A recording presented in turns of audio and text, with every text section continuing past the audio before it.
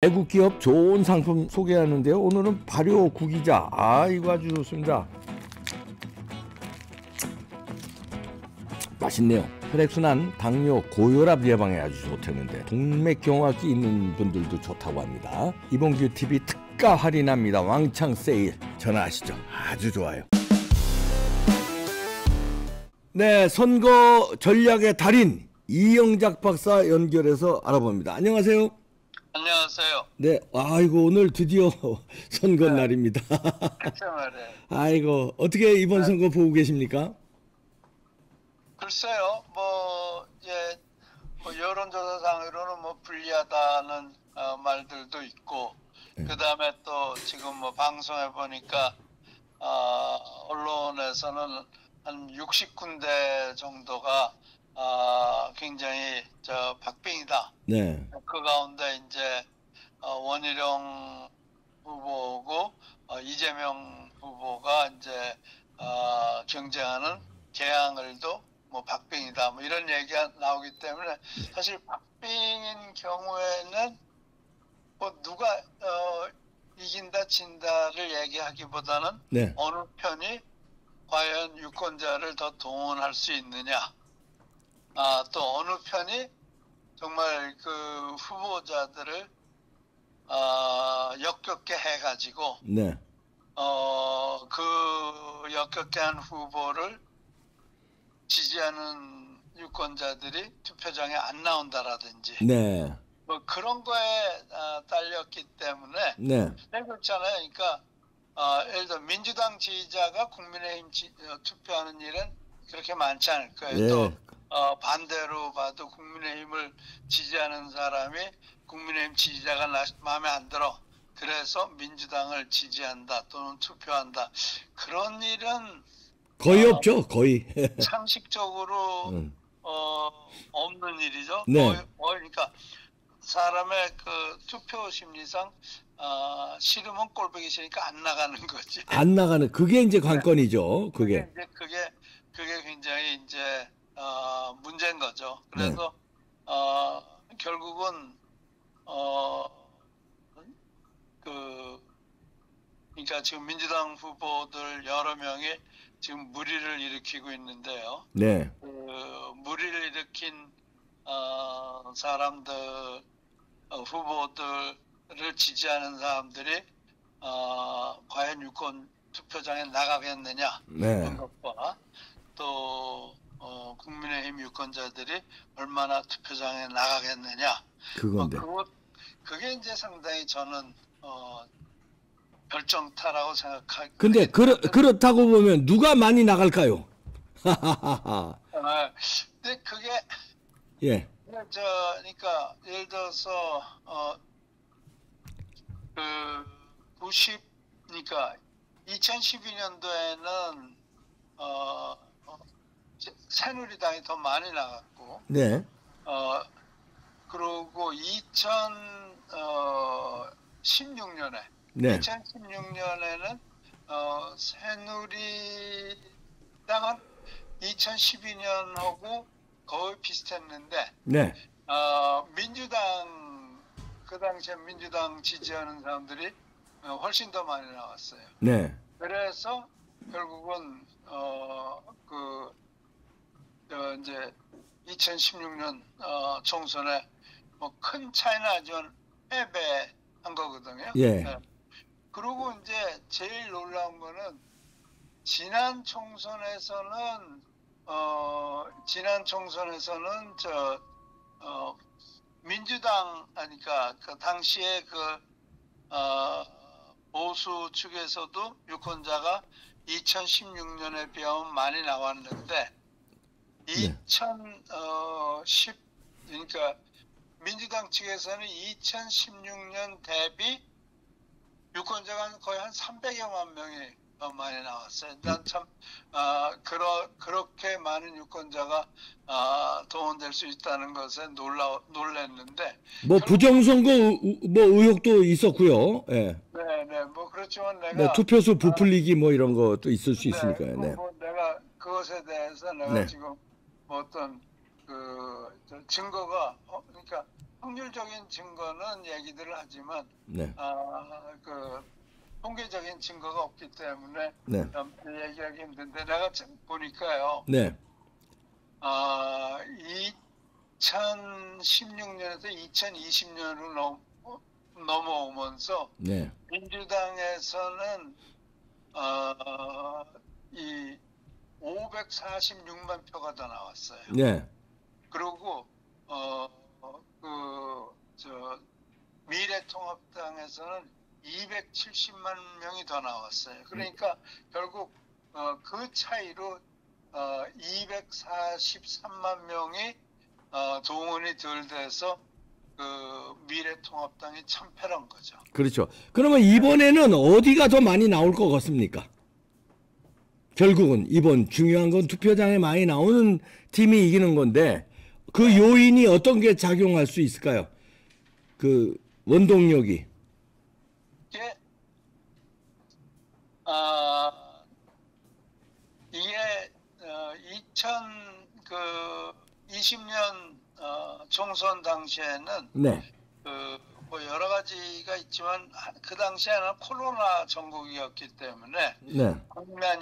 국난이었기 때문에 정부 여당을 도와줘야 된다는 그런 그 국민적 감각이 상당히 있었던 것 같고, 네. 그리고 그 당시에 그 문재인 대통령에 대한 그 지지율이 나쁘지가 않았어요. 네. 그래서 문재인 대통령을 도와줘서 국난을 극복하자라는 그런 게 많았었거든요. 네. 이번에는 어떻게 되겠습니까? 이번이 중요한데 과거는 뭐 지난번에도 분석해 주셨고. 네, 이번 사실은 이재명을 보고 네. 이재명 대 윤석열 대통령을 놓고 봤을 때 네. 이재명이 사실은 내가 조사한 바에 의하면은 뭐 물론 서너 달 전 조사기 한석 달 전 조사긴 하지만 윤석열 대통령에 대한 지지율이 조금 더 높았어요. 네. 네, 그래서 그런 지지율의 차이가 큰 차이는 아니지만 아무튼 좀 높았기 때문에 윤석열 대통령을 도와주기 위해서 과연 크게 유권자들이 그 동원이 되겠느냐는 그런 질문이 있지만 또 하나 지금 사실은 나라가 지금 위기 상황에 빠져 있거든요. 네. 그래서 그런 위기 의식이 만약에 팽배해 있다면은 내가 그것에 대한 어떤 조사를 한 걸 본 적이 없어요. 사실은 그런 조사를 해봐야 되는데 뭐 누가 이기느냐 경마식 조사만 하니까. 그러니까 지금 예를 들어서 의료 대란이라든지 그 다음에 국제 관계라든지 이런 데서 굉장히 그 위기 의식이 팽배했기 때문에 그런 위기 의식이 얼마만큼 팽배되어 있느냐. 만약에 위기 의식이 대단히 팽배되어 있다 하면은 보수 유권자들이 많이 나갈 수 있겠죠. 그럼 지금 위기 의식이 팽배해졌다고 볼 수 있지 않습니까? 그거를 제가 조사를 안 해봐서. 아니 조사는 안 했지만 이제 감으로 이렇게 예측을 해보면 국민들이 지금 돌아가는 상황을 위기 의식이 있다고 느끼는 분들이 더 많지 않겠습니까? 이제 우리 연령층에서 네. 내 주변 사람들은 다 위기 의식에 팽배해 있어요. 예. 네, 그러니까 내 주변 사람들의 경우에는 아마 많이들 나올 거예요. 아, 그건 이제 이영작 박사님 그러니까 주변이니까. 내가 그러잖아요. 내가 이거를 체계적으로 여론조사를 해봤다면은 예. 사람들이 얼마나 위기의식을 느끼고 있는가에 대해서 국민들이 얼마나 공감하고 있느냐 이거를 조사를 해볼 수가 없었어요. 그런데 내가 하고자 하는 얘기는 네. 이재명이 좋아서 유권자들이 투표장에 나간다 또는 윤석열이 좋아서 투표장에 나간다. 그거는 전 큰 차이는 없을 거라고 생각해요. 그 문제의 윤석열이 좋아서 투표장에 나간다. 그거에선 큰 차이는 없을 거예요. 그래도 뭐 이제 정부니까 조금 좀 더 유리하지만 큰 차이는 없을 거라고 생각이 드는데, 단지 하나 이제 내가 느끼는 거는 이 여론조사 자체가 나는 신빙성 없는 조사긴 하지만 국민의힘에 대한 지지가 이렇게 업스윙이다. 말하자면 활력이 붙기 시작했다. 그래서 올라가기 시작을 하는 것이 이제 언론 보도라든지 방송 보도를 통해서 느껴지고 있고요. 그 효과가 얼마만큼 클 것인가가 이제 사실 그 원인은 어떻게 보세요? 왜 국민의힘이 마지막에 탄력을 받고 업스윙이 됐다고 보십니까?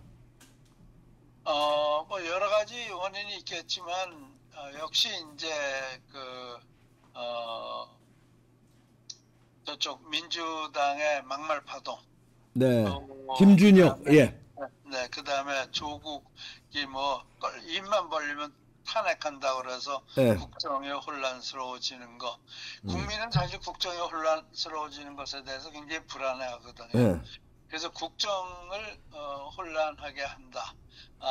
라는 것이 이제 원인이 될 거고, 또 사실은 86세대가 공천 받는데 실패하면서 한동훈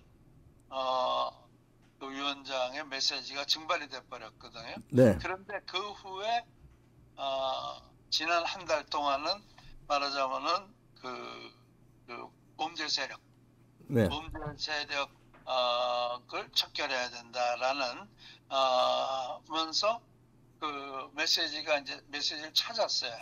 살아나기 시작한 거죠. 네. 그 전에 내가 이제 이거는 어두운 세력 대 밝은 세력에 네. 대한 얘기를 했었는데, 그거를 그 얘기를 들어서 그랬는지 아무튼 범죄 세력이란 메시지 대 윤석열 정권 심판이라는 두 개의 힘이 있었는데, 결국 윤석열 정권 심판에 대한 걸로 인해서 민주당이 모멘텀을 가져가던 것이 민주당 그 공천으로 인해서 좀 많은 사람들이 뭐 양문석이라든지 김준혁이라든지 뭐 그 외에 이제 뭐 공모라든지 이런 여러 사람들이 문제를 일으켰잖아요. 네, 그 결정타가 됐겠죠. 그래서 그게 말하자면 윤석열 정권 심판하자는 사람들이 저런 사람들이 심판할 수 있나라는 그런 생각이 사람들한테 아마 많이 들어갔어요. 자, 그렇다면 결과 어떻게 예측하십니까? 결과적으로는 한동훈의 범죄 세력 척결이라는 것이 더 맥혀 들어가기 시작한 거 아니냐. 그래서 우파가 유리하다 이렇게 보십니까?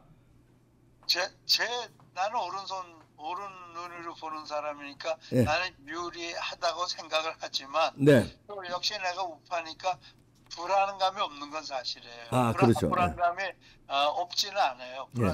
불안은 해요. 그렇지만 지금 말하자면은 윤석열 정권 심판이라는 그 메시지 자체가 그 민주당 내에 뭐 양문석이라든지 김준혁이나 이런 사람들이 잡아먹어 버렸고, 그리고 한동훈이 범죄 세력을 척결해야 된다는 메시지는 계속 살아있고, 그래서 업스윙을 타기 시작하지 않았나 이런 생각이 듭니다. 그렇게 그래서 뭐 유리할 수도 있겠다. 여론조사는 뭘 차지하고라도. 제가 행간을 읽었습니다. 뭐 박사님이 점잖으셔서 딱 부러지게 말씀은 못 하시는데 제가 딱 간판을 했습니다. 과거의 경험을 보면요. 여론조사가 이긴다 그러는데 지는 경우를 너무 많이 봤어요. 그러니까 지금은 위기의식이 더 앞서서 김준혁, 양문석, 조국이 말아먹어서 우파가 유리해졌다. 이렇게 결론 내리면 되겠습니다. 그렇게 볼 수 있을 거예요. 예, 네, 예. 네, 고맙습니다. 네, 네. 감사합니다. 이영작 네, 박사님이셨습니다. 고맙습니다. 수업 끝나고 한번 만나죠. 네, 그러시죠. 네, 네. 네. 감사합니다. 네, 네. 네, 또 지금 선거 날이고 오늘 뭐 밤늦게면은 결과가 나오니까 이제 어른으로서 이제 점잖게 표현을 하신 건데요. 제가 그 말씀 도중에 행간을 읽었습니다. 여론조사는 실제 투표하고 연결되지 않는다. 이게 일생을 여론조사 통계로 선거 분석을 해온 이영작 박사님의 지금의 말씀이고요. 그러면 뭘로 결정하냐? 이제 뭐 지금 봤을 때 위기의식 이게 앞서고 그렇다면 그 위기의식이라는 거는 이재명이 다수당이 되면 불안하다는 위기의식이니까 그다음에 김준혁, 양문석, 조국 이런 사람들이 설치고 이러기 때문에 우파가 유리하지 않겠냐 이렇게 분석을 하셨습니다. 저도 그렇게 보고요. 그러니까 지금 신문 방송에서 뭐 우파가 불리하다 그러는 거는 여론조사일 뿐 실제 투표하고는 다르다. 그리고 우파라는 건 이제 국민의힘과 자유통일당 또 무소속의 뭐 도태우 등 뭐 이렇게 이거 전부 우파를 말하는 걸로 했습니다. 이번에 또 관전 포인트가 자유통일당이 몇 석을 얻을 것인가인데 원내 진입은 확실해 보이고요. 관건은 부정선거 타느냐 안 타느냐인데 일단은 여러분들 투표하셔야 됩니다. 부정선거 안 타기를 바라고 뭐 우려하고 이제 여러 가지 뭐 복잡한 심정이 있겠지만 일단 투표하시고 당일 투표는 부정선거 타기가 어려우니까 투표하시고 부정선거의 증거가 나오면 그거 가지고 또 저는 열심히 방송할 거고 그거 제도를 바꾸는데 저도 또 열심히 방송을 하겠습니다. 부정선거 없는 세상 바라보죠. 일단은 빨리 지금 투표하러 나가시기 바랍니다. 투표하셔야 됩니다. 네, 마치겠습니다.